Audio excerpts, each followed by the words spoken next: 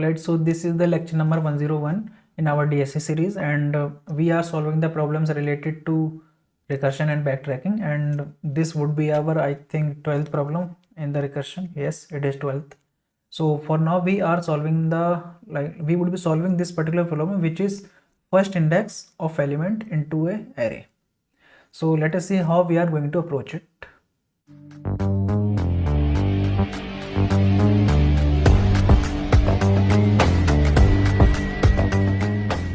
Problem is calculating the first index of element into the array using recursion. You are not allowed to use any loop. This is clearly mentioned. So let us take the example. You can read this theory also, which I have provided to you guys. Let us again take it to board.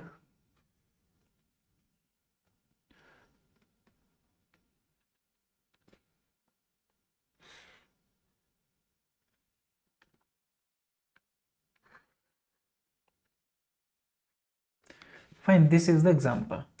So what we have to do is, suppose you are given an array 1 2 3 4 5 2 3 and x is 3. You would be provided an array, and along with that you would be provided another number which is 3, and this 3 would be lying into this range only.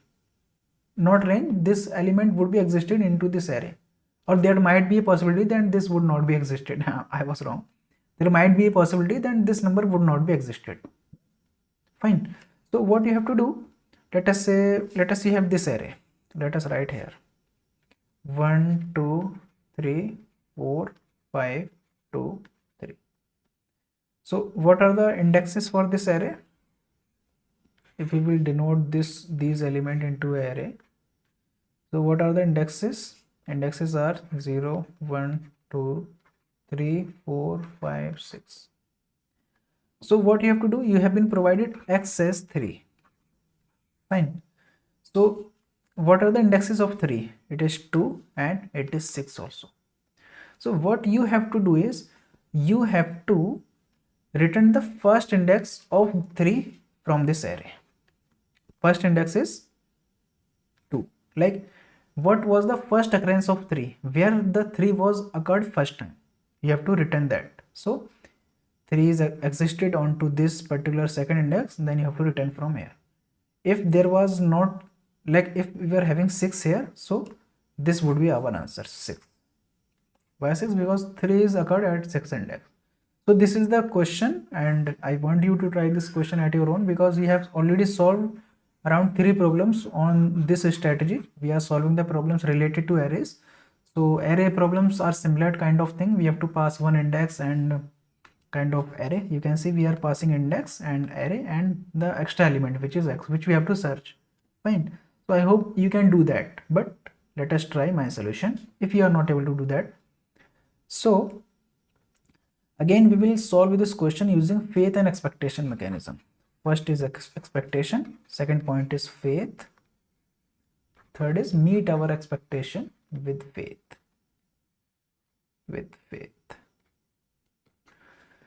Let us try to look at very carefully what is expectation from us. Expectation is, let us not write there. Expectation is, if you have this function called first index or f, whatever you want to call it, as 0, this is the index, this is the array, and this is 3, or x, whatever you want to call it. Let us, and the array is this 1 2 3 4 5 2 3.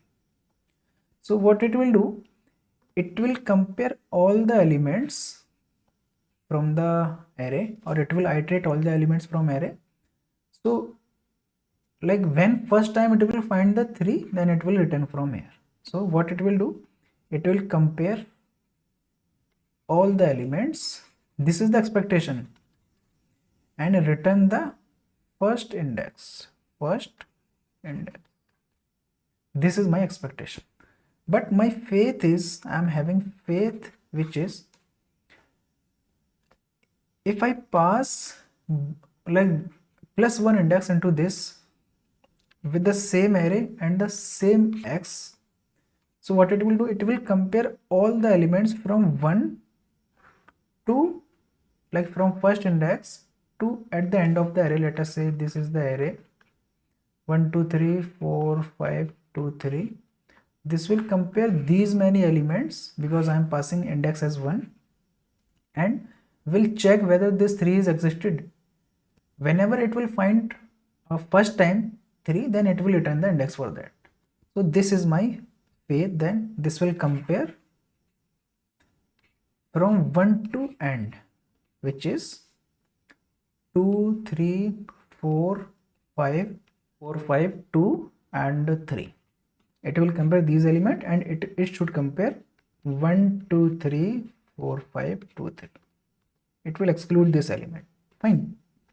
And will return index if existed. If not existed, then it will return -1. Fine. So this is expectation and this is faith. This is expectation and this is faith. Let us see how we can meet our expectation with faith, because third step is meet your expectation with faith. Expectation with faith.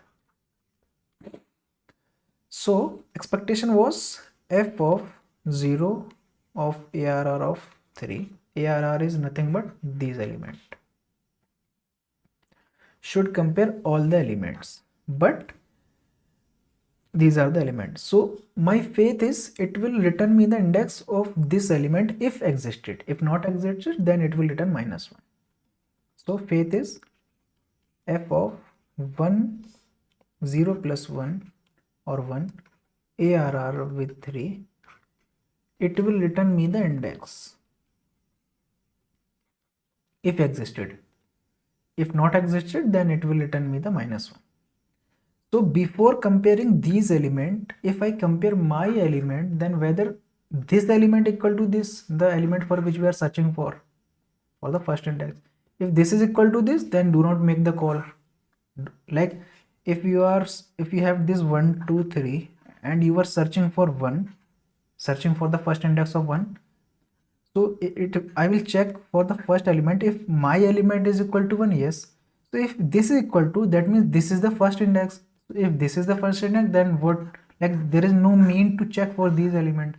So firstly I will check if my element, which is ARR of 0, is equal to this, then return the position of this, which is 0. So return index initially, or the IDX or 0, anything. If this is not equal to this, then only you have to make the call, and whatever the index it is returning, return that index. Do not do anything, return that index, because there might be a chance then either it will get the index or it will not get. If it is getting the index, then well and good. If we are not getting the index, then what we can do, because it has already compared all the elements and we have compared the first element, then of course like 3 is not existed into the complete array. So this is fine to return from the index which is it has written from here. So this is the faith, this is the expectation, and this is the meet of expectation and faith. Let us, I think it was not visible to you.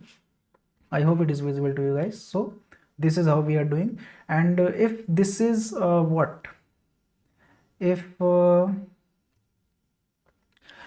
this is it, and I want you to write code for this. I have already explained you this strategy. Now let us try to write the code, or else let me write the code. So initially IDX is 0 and ARR of this is 1 2 3 4 5 2 3, X is 3. Fine. So what you have to do is look at very carefully. Firstly I will check if ARR of IDX, which is 0 initially, is equals to the X, then of course initially this IDX would be the answer. If not, else check for first index in rest of the element, which is IDX plus 1. ARR and X would be the same, and whatever index it is returning, return that index. Fine. We are done with the code. We are just left with the base case, and I hope you are able to figure out what is the base case. In these type of scenarios, base case is nothing but the ARR of array.length. Why length? Because we have reached at the end of the array and we have not found the index anywhere. That means index is not existed. So if index is not existed, then return -1 from here. We are done with the code. Let us try to submit it and execute it, whether this is working or not. So the input is this, and we are searching for 20. So index for first index would be 1. So let us try, and we are getting 1 as the correct answer. We can see here sample output was also expecting 1. Let us try to submit it. So we are getting 5 out of 5 answer as test cases passed.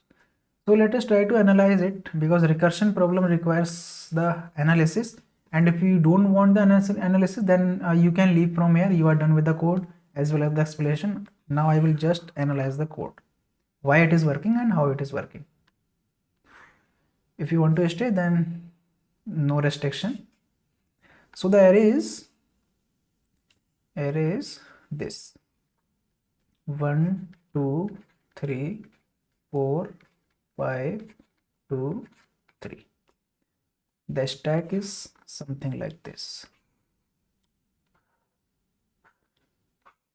Right. So I am making the things very quick. So initially first index will contain idx as 0.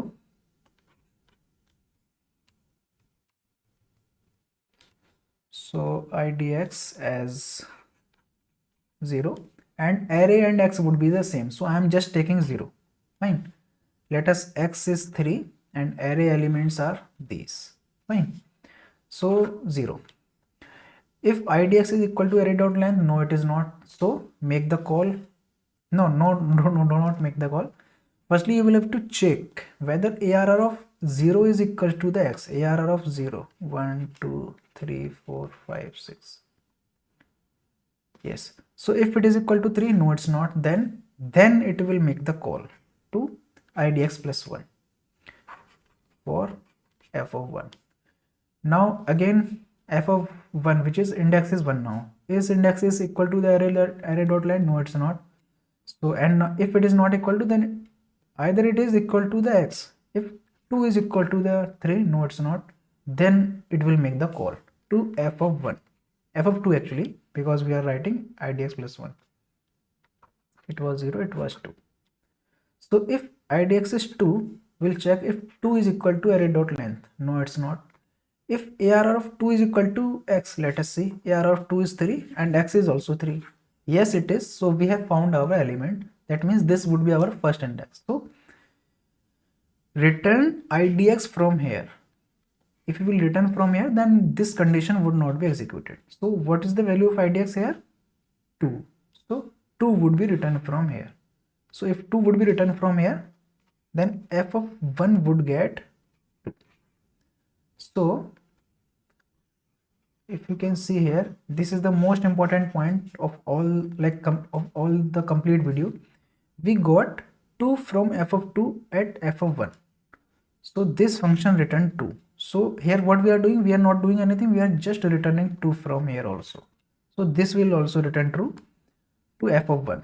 So this function returns f2 to f of 1 here, and here we are not doing anything, we are simply returning from here also. So this will also return 2, and 2 is the answer, which we are getting here also.